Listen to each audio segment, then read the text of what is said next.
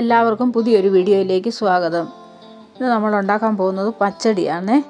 അതിന് വേണ്ടി നമ്മളിവിടെ കുറച്ച് സാധനങ്ങൾ എടുത്ത് വെച്ചിട്ടുണ്ട്. 2 പച്ചമുളക്, ഒരു വറ്റൽമുളക്, ഒരു കഷ്ണം ചുവന്നുള്ളി, 3-4 വെളുത്തുള്ളി അല്ലി, 2 ഇഞ്ച് കഷ്ണം ഇഞ്ചി.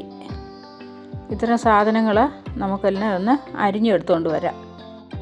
എല്ലാം അടുത്ത് അരിഞ്ഞ് വെച്ചിട്ടുണ്ട്. ഇനി നമുക്കൊരു ചട്ടി വെച്ചിട്ട് ചൂടായി കഴിയുമ്പോൾ എണ്ണ ഒഴിച്ച് കടുക് ഇട്ട് കൊടുക്കാം.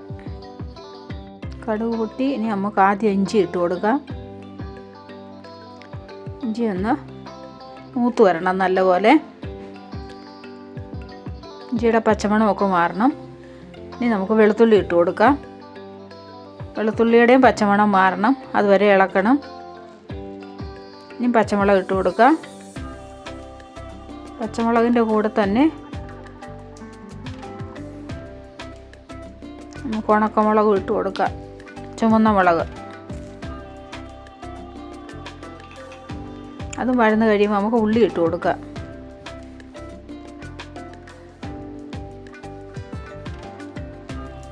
വഴത്ത് നല്ലപോലെ അങ്ങ് വഴന്ന് പോകണ്ട, ഒരു വാടുന്നതിലും ഇച്ചിരി കൂടുതലായിട്ട്. നമുക്ക് ആവശ്യത്തിനുള്ള ഉപ്പിട്ട് കൊടുക്കാം, കരിവേപ്പില ഇട്ട് കൊടുക്കാം. എല്ലാം കൂടെ വഴറ്റാം. ഇതെല്ലാം വഴന്ന് കഴിഞ്ഞിട്ട് നമുക്ക് തീ ഓഫ് ചെയ്യാം. ഇതും തണുക്കണം.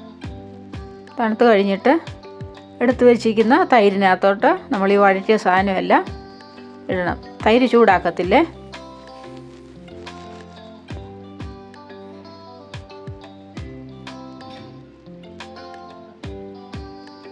ഇനി നമുക്ക് എല്ലാം കൂടെ ഇളക്കിയെടുക്കാം.